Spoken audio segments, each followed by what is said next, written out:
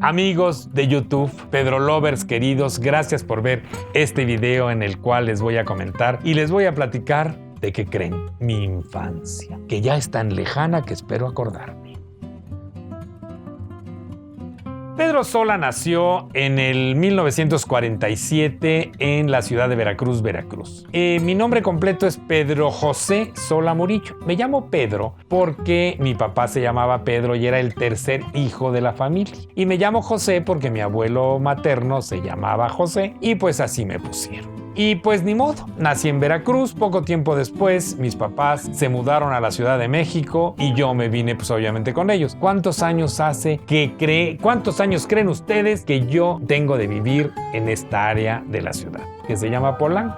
En este departamento que están ustedes viendo, vivo desde el 75, pero del 49 al 75 viví aquí a 2 calles en la esquina de Newton y Emerson, en un edificio que era de renta, que mis papás rentaban, en un departamento, y luego, afortunadamente, cuando mi papá tuvo la oportunidad de comprar lo compró. Él se lo heredó a mi mamá y yo lo heredé de mi mamá y me quedé dueño de este departamento, que es viejito, pero me encanta vivir aquí. 49 me vine para acá, a Polanco, y 75 a este departamento. O sea que tengo 69 años de vivir pues prácticamente en la misma zona. Y en esta misma zona, aquí no muy lejos, porque iba yo a pie, fui a la primaria. Yo nunca fui a kinder ni a preprimario, porque en esa época no era obligatorio. De hecho, mi abuela me enseñó a leer, a escribir y a multiplicar, restar y sumar en mi casa desde que era yo muy chiquito. O sea, cuando yo fui al primer año de primaria, yo ya sabía todo esto, que era donde los niños aprendían a leer y a escribir. El caso es que estuve en la escuela que se llamaba The Mexico City School, Escuela de la Ciudad de México, aquí en Campos Elíseos 90.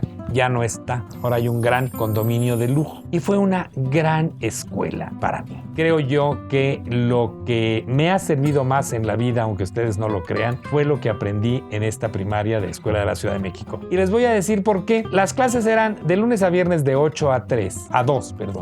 Y de 8 a 11 teníamos unas horas de clases de inglés y luego de 11 a 2 las clases de español, las materias normales de la primaria. Las clases de inglés no eran que nos dieran inglés para aprender a hablar inglés. No, nos daban materias en inglés como Social Studies, que era pues historia del mundo y geografía y demás. Hacíamos aritmética o matemáticas en inglés. Teníamos grammar, teníamos spelling, teníamos poetry. Aprendíamos poesía en inglés y teníamos que aprendérnosla y dar la poesía en inglés. Fue una escuela tan buena que creo que la base del estudio que yo he tenido toda mi vida fue tan buena porque estudié en esa escuela. No había maestros hombres. Todas las maestras eran mujeres, desde la directora hasta la última empleada de la escuela eran mujeres. Solamente había un maestro que era el de gimnasia. Gimnasia, que pues era eso, gimnasia. Había gente muy ducha para la gimnasia y habíamos otros que no teníamos esas habilidades. Era algo que me encantaba. Todos los lunes en la mañana, pues así como hay en muchas escuelas el juramento hacia la bandera, nosotros obviamente cantábamos el himno nacional, levantaban la bandera en una bandera que había y había lo que se llamaba la asamblea. Y la asamblea era pues a cada grupo le tocaba cada lunes dar la asamblea y se hablaban de temas diversos y cuando nos tocaba pues algunos de los niños nos tocaba pues hablar de estos temas. A mí en alguna ocasión me tocó, híjole, no se imaginan la angustia que me daba, pero creo que desde ahí le tomé el gusto a que tuviera yo un público enfrente de mí porque me encantaba estar en la asamblea. Había desde kinder hasta sexto de primaria y la secundaria estaba en otro lado. Esta me queda más cerca, que era la misma primaria y secundaria, aunque después se separaron y la Escuela de la Ciudad de México quedó nada más la primaria y por este lado la secundaria. Yo nada más fui a la primaria. Aprendí a hablar bien inglés, no perfecto porque en mi casa no se hablaba el inglés, pero era muy interesante. Había un día que era un poco angustioso porque de repente llamaban a los papás para que fueran a ver la clase. Entonces llegaban el papá y la mamá o las mamás. En mi caso iba mi mamá y mi abuela y pues uno estaba ahí sentado así con cara de palo, ¿verdad? En la escuela y daba uno la clase enfrente de los padres. Y era muy emocionante esta situación porque los papás se daban cuenta y aparte ahí platicaban con los maestros y los maestros les decían las deficiencias o las capacidades de cada uno de los alumnos. Había 3 grupos por cada año que era el E, el N y el S. Yo entré primero al N, que era en donde el nivel de inglés era el más bajo. Al siguiente siguiente año pasé al S y luego después ya todos los años me quedé en el E. Había clases que me encantaban, como la clase de dibujo. La Miss Cañizo era nuestra maestra de dibujo. Nos contaba un cuento, fíjense nada más, y nosotros teníamos que hacer el dibujo en relación con el cuento. Teníamos clase de música, en donde una señora ya mayor sensacional, que era la Miss Barocio, nos daba clase de música,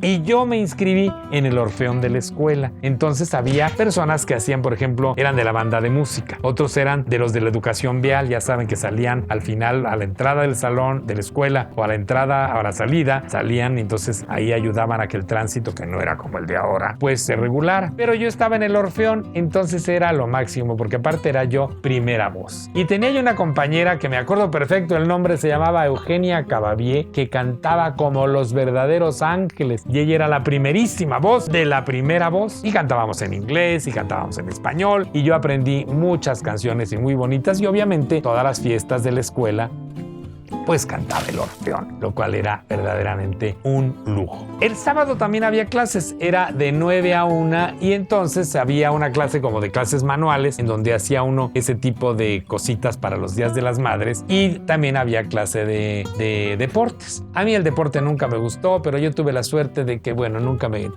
Era una escuela que no te obligaba a hacer lo que no querías. Entonces a mí no me gustaba el deporte, entonces yo hacía cosas un poco más ligeritas que ir a jugar al fútbol, o se iban a un lugar que se llama el Plan Sexenal, en donde había las canchas de fútbol, o también había la natación. En fin, la escuela era muy amigable, y de repente cuando escucho esto de lo del bullying, y que si hay buleadores y que si hay niños que sufren y demás, pues seguramente sí lo había en la primaria, pero era muy ligero, era muy leve, porque las maestras estaban siempre muy atentas a esta situación de cada uno de los niños, y de cada uno en particular qué es lo que requería y qué es lo que necesitaba, porque no ocurrían estas cosas. Les voy a contar hasta qué grado era fresa la escuela y los maestros estaban muy al pendiente.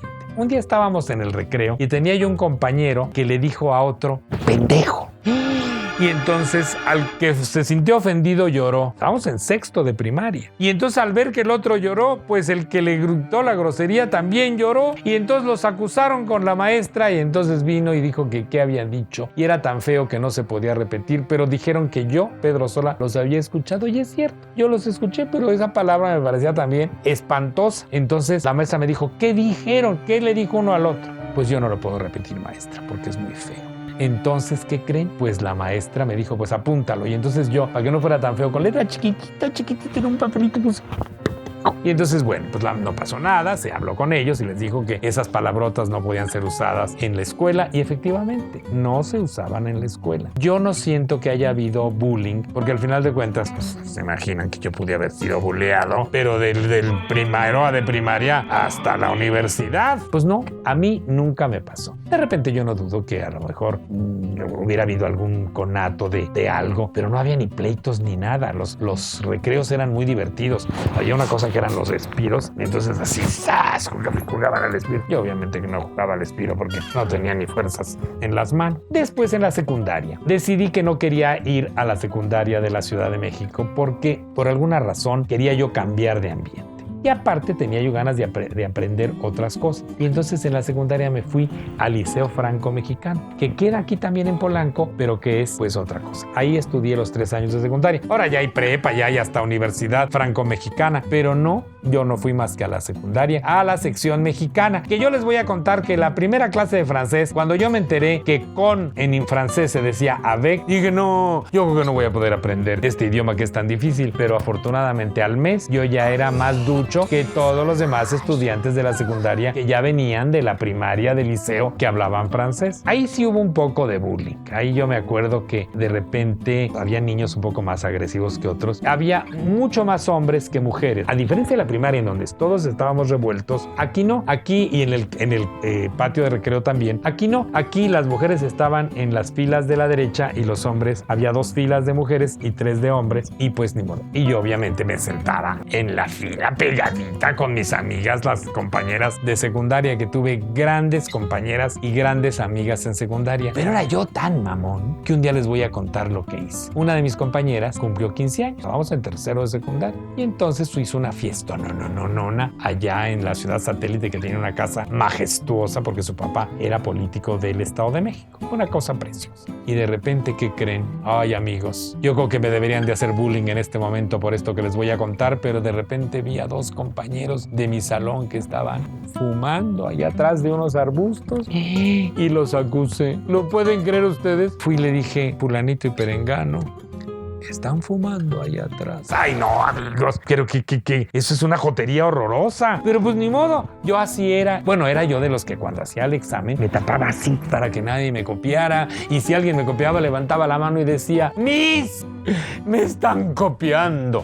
Oigan, eso es otra jotería. Yo no sé por qué era yo así. Pero bueno, pues así es uno de chiquito. ¿Qué quieren que le haga? Ahora de anciano, pues ya me doy cuenta que cometí muchos errores. Pero la secundaria fue muy, muy buena. Ahí también estudiábamos de 8 a 2 de la tarde. Teníamos clases de francés, todas las materias. Ahí cambió todo porque ya no había maestras, sino que todos eran maestros y uno por clase. Y había un maestro de taller que yo odiaba y que un día me dijo una cosa espantosa y lo fui y lo acusé. Porque ¿qué creen que me dijo? Según yo era muy dramático. Por eso es que soy actor y hago la televisión. Y entonces de repente otro amigo me hizo lo que se llamaban los alambres, estos amarres, y me los puso en una tablita y yo los entregué y el maestro, claro, como sabía que no los había yo hecho, si no era tonto, pues entonces los reventó y dijo que no estaba yo, así que. Entonces yo así estoicamente se me escurrieron las lágrimas. Entonces el maestro, ¿qué creen que me dijo el majadero? Infeliz, desgraciado, maldito. Me dijo, ya está muy grandecito usted para que llore. ¿Usted qué no tiene ya? Peleas en la Coliseo.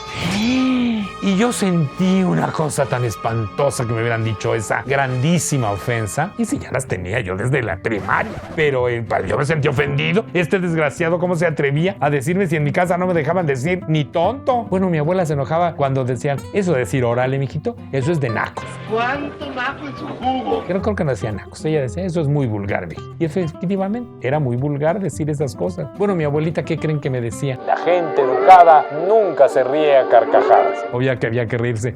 Pues ni modo, así era. Pues bajé y lo acusé con el maestro, con el director de la secundaria. Le llamaron la atención al fulandrejo, Creo que hasta lo corrieron, ya ni me acuerdo. Pero sí, oiga, pues si uno va a que lo eduquen a la escuela, no a que le digan si uno ya tenía peleas en la Coliseo, que ya todos teníamos. Pues sí, ahí ya estábamos todos jovencillos. La secundaria fue padrísima. Y en la prepa, de repente pensé cambiarme otra vez a la Ciudad de México. Pero decidí que no lo quería hacer y que quería ir a la prepa de la universidad. Fui, me formé, ya yo solo, ya sin mi mamá y mi papá que me llevaban a todos lados, a la prepa 4 que estaba ahí en Puente de Alvarado, número 50. Me formé, presenté mis papeles, me aceptaron y me quedé en la prepa, que nada más me tocó de 2 años. Y ahí sí, aquel Pedrito Sola, que era así, medio gordito y medio atolondrado y buen estudiante, porque siempre fui buen estudiante, de repente me adelgacé, embarnecí. ¡Ay, amigos! ¿Y qué creen? Ahí fue donde encontré mi verdadera vocación y me metí al grupo de teatro, porque además ocurrió una cosa fantástica. Con la materia de teatro pagaba uno la deportiva, que yo odiaba, y la estética, que era lo que a mí me gustaba. Entonces no tenía yo que volver a hacer gimnasia nunca en la vida. E hice 2 años de prepa fantásticos y además estudié grupos de teatro con mi gran maestra Rosa Furman, que fue una gran actriz y mi maestra, y luego con Jaime Casillas, que nos dio, que era el hermano de Gregorio Casal, y él nos daba clases de teatro también. Padrísimo, lo disfruté muchísimo.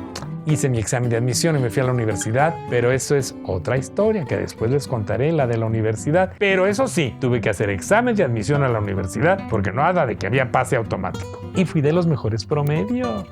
Amigos del YouTube, amigos Pedro Lovers, queridos, oigan, leo todos sus comentarios y se los agradezco muchísimo. Síganlo haciendo porque ustedes me dan ánimo para que yo siga haciendo estos videos y además díganme los temas que quieren escuchar. Este de la infancia fue por ustedes,